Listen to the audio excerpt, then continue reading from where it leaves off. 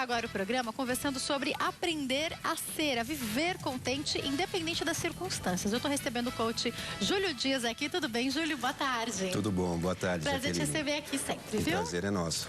Júlio, eu queria que você começasse explicando pra gente, dá para estar contente ou para ser feliz em qualquer circunstância? Sim, aliás, devemos estar felizes em qualquer circunstância, independente do que está acontecendo externamente, porque a felicidade não é algo que eu deva buscar, é algo que eu tenho que ter. Uhum.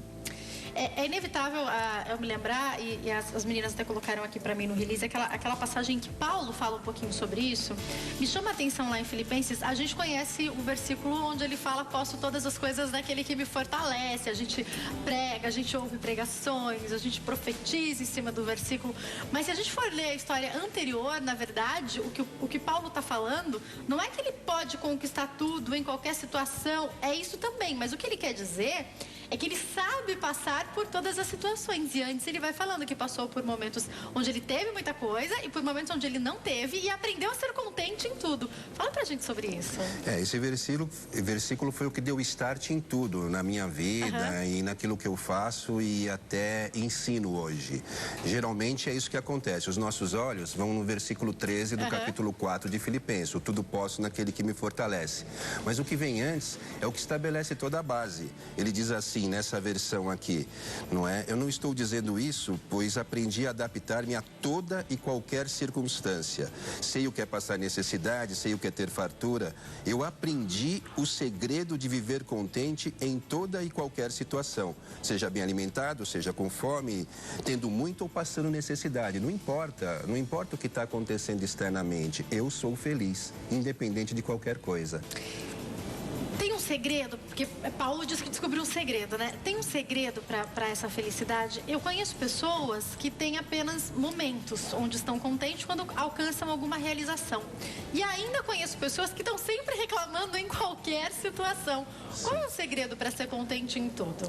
Jaqueline, a gente poderia falar de algumas coisas. Autoconhecimento, conhecimento de Deus, estabelecimento de metas. Por exemplo, autoconhecimento. Eu converso com muitas pessoas que não sabem quem elas são. Elas não sabem o potencial que elas têm, elas não sabem a força que existe nelas. E elas precisam descobrir isso. Quando você descobre quem você é, muda tudo na sua vida. Deixa eu te dar um exemplo prático disso. Uma nota de R$100. Quanto que vale uma nota de R$100? R$100. R$100. Agora vamos fazer algo aqui. Vou fazer um elogio a ela. Notinha de R$100, como eu te amo, você é maravilhosa, sua cor é linda, olha, eu amo muito você. Quanto vale agora a nota de R$100? R$100 do mesmo jeito. Vamos fazer o contrário, vamos criticar essa nota. Eu te odeio, você é uma imbecil, você não vale nada. Olha, eu odeio você. E agora, quanto ela vale? Continua valendo R$100. A vida é assim. Esse exemplo nos leva a entender um pouco a respeito de nós mesmos. Se me criticarem, eu continuo tendo o mesmo valor. Se me elogiarem, o meu valor vai ser o mesmo. A minha cabeça não vai inchar em função do elogio. Então, quando eu sei quem eu sou, os meus propósitos são bem estabelecidos, muda tudo na minha vida. E hoje o que eu percebo é que muita gente não sabe quem é. Nós temos um curso chamado Revisão de Vida e uma das coisas que acontece nesse curso eu acho muito interessante é no momento que as pessoas vão escrever sobre elas mesmas. Elas travam e dizem, nossa, como é difícil falar sobre a minha vida, sobre a minha pessoa, sobre as minhas coisas. E elas têm uma dificuldade muito grande em colocar no papel e até mesmo em falar delas mesmas. É engraçado isso, mas é verdade. Então, descobrir quem você é, a força e o potencial que você tem, é uma coisa muito importante no caminho de ser feliz. E eu acho que é importante também a pessoa muitas vezes entender que talvez ela precise de ajuda para compreender esse processo, né? Então, pode ser a ajuda de um psicólogo, a ajuda de um pastor, a ajuda de um coach. Eu acho interessante a gente pensar em pessoas que estudaram para conseguir mostrar pra gente quem nós somos. Porque o trabalho do coach me chama muita atenção, porque o coach ele não vai falar o que você tem que fazer, ele vai te dar ferramentas para você descobrir o que é melhor para você. É mais ou menos isso, não é, Júlia? É exatamente isso. Nós não damos as respostas, mas nós levamos a pessoa a descobrir as próprias respostas que ela precisa. Na verdade, tudo que você precisa está dentro de você. Você só precisa encontrar isso, colocar colocar isso na ordem certa. E aí vai numa outra vertente daquilo que a gente falou, é você ter metas estabelecidas na sua vida. É a pergunta da Alice para o coelho, da Alice no País das Maravilhas. Ela pergunta para o coelho, qual caminho eu tenho que seguir? E ele pergunta para ela, onde você quer chegar? Ela diz, eu não sei. Ele fala, se você não sabe onde você quer chegar, qualquer caminho serve, não importa. Então, você estabelecer metas, ter isso bem claro na sua mente, e aí, metas a curto prazo, metas a médio prazo e metas a longo prazo. Isso ajuda bastante também, porque faz com que você não se desvie pelos atalhos do caminho. Você sabe onde você quer chegar. Aliado ao autoconhecimento, isso é bastante interessante. Só que a pessoa precisa estabelecer suas metas e ela chegar às conclusões de onde ela quer ir. Você só vai chegar onde a sua mente chegar primeiro.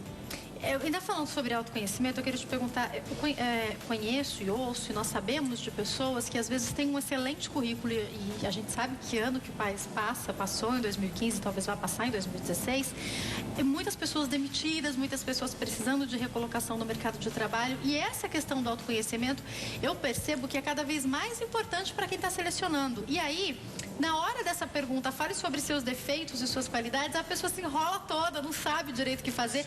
Por mais que a gente já imagine que num processo seletivo, em algum momento vai ter essa pergunta. Isso, na sua opinião, faz diferença no mercado de trabalho e para a escolha do profissional? Certamente faz toda a diferença, porque quando o entrevistador percebe que a pessoa tem segurança a respeito do que ela é, do que ela deseja alcançar, com certeza ela vai ganhar pontos e é muito mais fácil de se colocar no mercado de trabalho.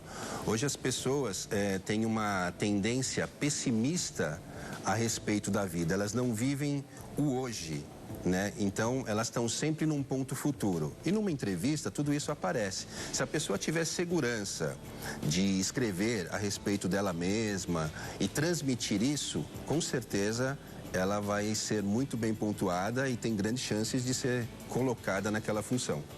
Em breve eu quero falar sobre metas, porque você falou algo que me chamou a atenção, que é a gente chegar aonde a nossa mente foi primeiro. Já vou te perguntar sobre isso.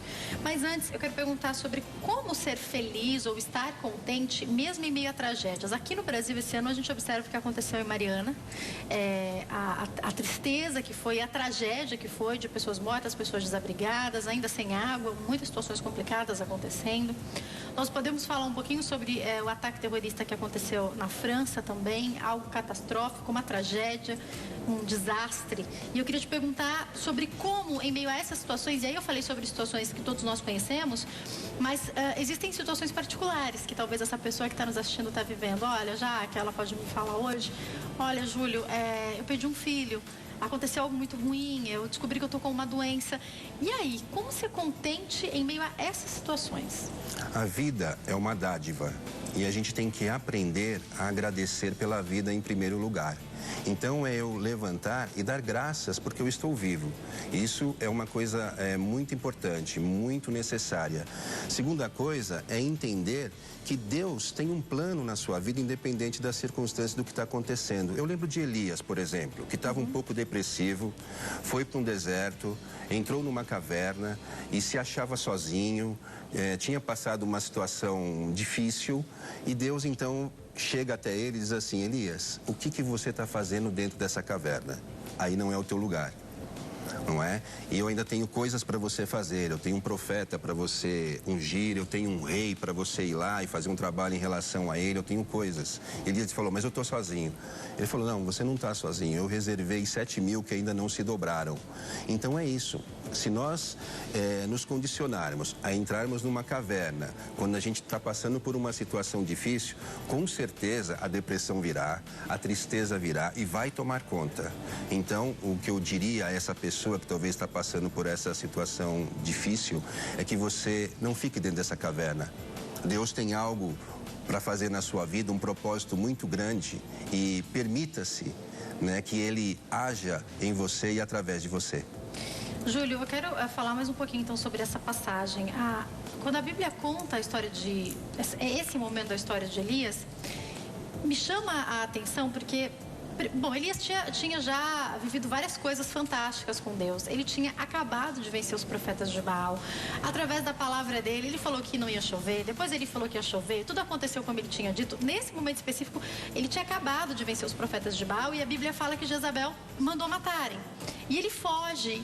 E me chama a atenção que quando ele foge, a gente fica imaginando o que pode acontecer. Ele dorme debaixo de uma árvore. Primeiro ele fala que ele quer morrer, né? Ele fala para Deus que ele merecia a morte. E daí um anjo traz mantimento para ele, traz um pão cozido, traz a água, ele se alimenta. Ele dorme de novo e o anjo fala: levanta, não é para você dormir, eu te trouxe o alimento, mas a sua caminhada ainda é longa.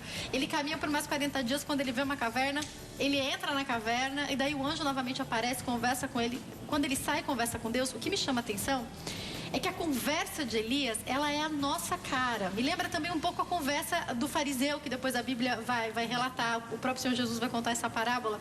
Porque ele fala: Senhor, eu isso. Senhor, eu aquilo. Eu fiz isso, eu fiz aquilo, eu fiz o outro. E mais, não sobrou mais ninguém. Os profetas se prostraram a outros deuses. O povo fez tudo errado. E daí Deus fala: não, Elias, ainda tem mais 7.000, ainda tem muita coisa para você fazer. Ele ainda ia conhecer Eliseu, que seria o sucessor dele.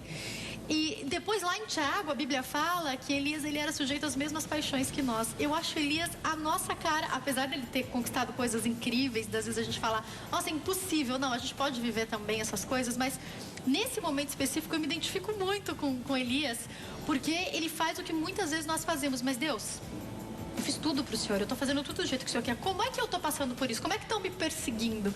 Isso é a nossa cara, muitas vezes, né, Júlio? Elias é um exemplo clássico, né, e vivo do que a gente vê diariamente. Contemporâneo, né? Apesar de uma situação específica, né? Se você não toma cuidado, a tristeza invade. A depressão chega. Não que ele não tinha motivo, né? Porque ele tinha motivo para se entristecer, né? Tinha. Então, nessas horas, vale aquilo que a gente falou no início. Você saber quem você é. E eu devo ter ciência, devo saber que na vida eu vou passar por momentos maravilhosos, momentos que talvez eu não planejasse, não gostaria, mas que vão me ajudar a ter experiência. Quando Paulo fala aqui em Filipenses que ele aprendeu a viver contente em toda e qualquer situação, ele usa essa frase, ele usa essa expressão: em tudo eu tenho experiência. E essa experiência conta muito na vida. Agora, o mundo te empurra para você ser deprimido e triste. Olha um exemplo. Outro dia lá na nossa comunidade, eu falei assim, era um domingo, falei: cheguem na sua casa hoje e coloquem lá no Facebook assim: que legal, amanhã é segunda-feira. Né? E algumas pessoas fizeram. E durante a semana eu recebi uma postagem de uma moça lá da comunidade dizendo assim: olha, eu fiz sua experiência e olha o que a minha amiga postou. Né? Aí a amiga dela postou assim: você está de férias? Para você ficar feliz porque é segunda-feira, você só pode estar de férias, né? Por que isso? Aí eu mandei uma resposta assim: que chata sua amiga, só porque é segunda-feira eu não posso ser feliz? Então as pessoas, elas estão te empurrando para serem tristes, deprimidas. Outro dia eu fui num determinado lugar e a pessoa me perguntou: como é que estão as coisas lá? Eu falei: maravilhosas. Mas e a crise? Eu falei: que crise? Mas não tá ruim lá? Eu falei: para mim não. Ou seja, ela quer que você fale: tá ruim, não tô fechando negócio. Ela quer que você fale isso. Tem uma pessoa que às vezes ela me manda um e-mail e ela pergunta: e aí, como é que estão as coisas? Você sabe que a pessoa quer que você responda: tá tudo ruim. É impressionante, parece que a pessoa ela tá na expectativa de que você conte os problemas, tá esperando dar alguma coisa errada, né? Sim, eu fui fazer um curso e aí tem uns exercícios que você faz lá, né? E você vai pontuando para ver um pouco da sua personalidade, de como está a sua vida, nos níveis básicos da vida. E os meus números deram legais. E o professor, Jaqueline, ele chegou assim, ele olhou, ele estava olhando as fichas, ele falou: nossa, pode ser que você tenha manipulado esses números, porque eles estão um pouco acima da média. Ou seja, você está com pontuação boa hoje? Parece que é ruim, parece que você está... Eu falei: será que eu estou com um problema? Tem alguma coisa errada? Outro dia eu fiz um teste também e depois me falaram: nossa, você deve ter algum problema, porque não é possível, tá tudo tão bem, então acho bom você procurar uma ajuda. Eu: o quê? Eu tenho que procurar uma ajuda porque eu tô bem. Você tem que procurar uma ajuda porque você está bem. Aconteceu com a minha esposa, ela também foi passar por um processo e responde lá umas perguntas. E a avaliadora falou assim para ela, nossa, a sua ficha está muito limpinha, né? Como se isso fosse um problema. É incrível, as pessoas querem e parece que o padrão é ser ruim. É ter problema. É reclamar, estar triste. É isso, tá falando mal da vida, do trabalho. Gente, eu posso ser feliz hoje, independente do que está acontecendo. Não está lá fora, está aqui dentro. Eu decidi.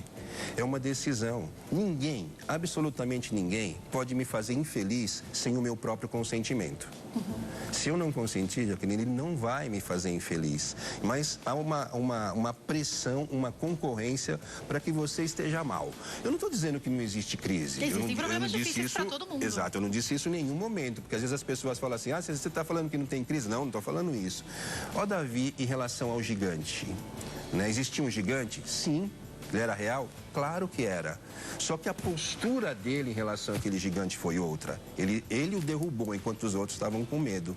Ou seja, diante da crise, eu vou ter um posicionamento diferente, claro, assertivo, determinado. Eu vou usar a crise para crescer. Eu vou usar a crise como uma oportunidade. Eu não vou ficar reclamando. As pessoas às vezes querem que eu fale, mas não está ruim. Eu não falo. Você sabe, Júlio, que me faz lembrar agora daquela passagem onde Paulo fala sobre o espinho da carne, começa a conversar com Deus. Há vários teólogos, há várias vertentes falando que poderia ser esse espinho na carne.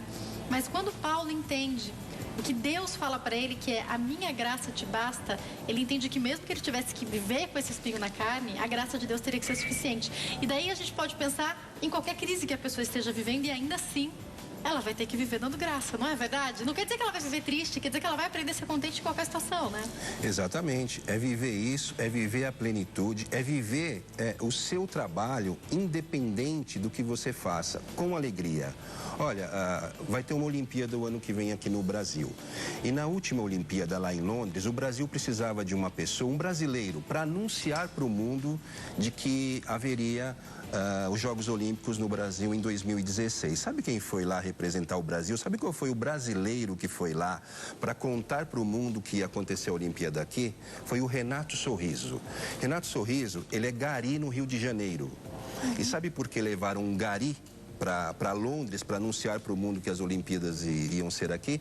Porque num determinado carnaval, e ele costumava pular carnaval, eu não gosto, mas ele gosta, ele saía nas escolas de samba, mas naquele ano escalaram ele para trabalhar.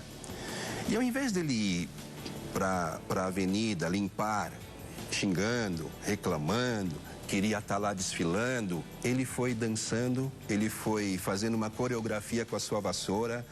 Ele mostrou uma alegria tão grande, um prazer tão grande naquilo que ele fazia, que os olhos do mundo se voltaram para ele. Todas as emissoras de TV do mundo inteiro. E ele, expressando aquela alegria, não é? Ele contagiou as pessoas. Aquela avenida ficou de pé para aplaudi-lo. E agora, para anunciarem ao mundo que haveria os Jogos Olímpicos aqui no Brasil, levaram o Renato lá e falaram, Renato, mostra um pouco da sua alegria. Então, independe do que você faz. O que você estiver fazendo, faça o seu melhor. Eu vi recentemente uma reportagem onde o presidente se disfarça de funcionário e fica lá no meio da empresa. E o que me emocionou muito foi que esse presidente chegou ao lado de um homem que disse assim para ele, que não sei saber que ele era o presidente, olha, tudo que você fizer aqui, você tem que fazer como se você fizesse para o próprio Deus. E aquilo lá, o presidente se emocionou depois, chorou. E é assim, o que eu faço, eu tenho que fazer como se eu estivesse fazendo para Deus. Não importa o que está acontecendo, as circunstâncias, o meu salário, a minha função, porque é muito simples. Quem é fiel no pouco será colocado sobre o muito. É verdade. Né? Fala um pouquinho pra gente sobre essas metas. Eu fico imaginando isso que você falou, o missionário já pregou um pouco sobre isso, e daí, sem misticismo, eu quero pensar um pouco sobre a atmosfera que a gente coloca ao nosso redor. Tem até livros evangélicos que falam sobre o poder do pensamento positivo. Eu não estou falando de misticismo. A gente conhece pessoas que vivem tragédia após tragédia, e a gente conhece pessoas que vivem bem em qualquer situação e também tem momentos difíceis. A Bíblia fala que o sol brilha para bons e para maus e que a chuva cai para o justo e para o injusto. Por que eu estou fazendo conta dessa introdução, Júlio, porque eu queria entender um pouco essa questão. Como eu me comporto diante da situação?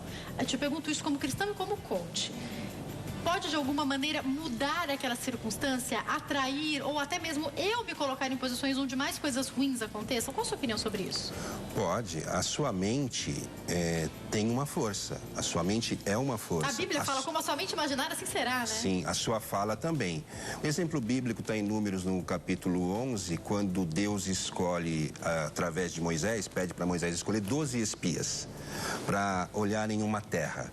E quando eles voltam, depois de olhar aquela terra, eles falam, a terra é boa, mas... E aí, o texto diz que eles infamam a terra. Nós não podemos entrar lá, porque aqueles homens são gigantes diante dos nossos olhos e nós somos como gafanhotos diante deles. Olha só, se você ler o começo do texto, esses homens não eram homens quaisquer, eles eram príncipes. Moisés escolheu príncipes para fazer essa tarefa. Eles eram príncipes achando que eram gafanhotos. E a consequência disso, você lê um pouquinho mais para frente, que diz que todos aqueles que infamaram a terra e pensaram dessa forma, o texto diz exatamente isso, foram morrendo de praga no deserto. Então, quando a pessoa tem um modelo mental errado, ela é um príncipe achando que é um gafanhoto, ela não sabe quem ela é. E ela, então, vai atrair o quê? A praga e vai atrair a maldição, durante o deserto. Eles foram morrendo de praga no deserto, é isso que o texto diz. Já os outros dois que falaram, não, Deus é com a gente, nós vamos entrar lá, nós vamos vencê-los como se come um pedacinho de pão. Como é que se come um pedacinho de pão? É simples, né? É assim que nós vamos vencê-los, que foi Josué e Caleb. Os dois chegaram lá. Então, quando você fica olhando o problema, a tendência é você ficar patinando no deserto. E a tendência é que a praga alcance. Agora, se você tiver a visão correta, visão em Deus, sabendo quem você é, e a meta para chegar em determinado local, pode ter certeza que você vai chegar e vai ser vencedor. Se a sua mente chegou antes, você chega lá.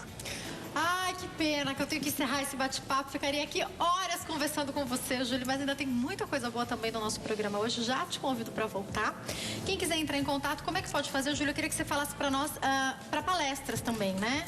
Sim, pode entrar em contato. Estamos aqui em São Paulo, no DDD 11, o 24784327 ou 982155516. Ou entra lá no site, tem bastante informações a nosso respeito, é o cerimoniaseCasamentos.com.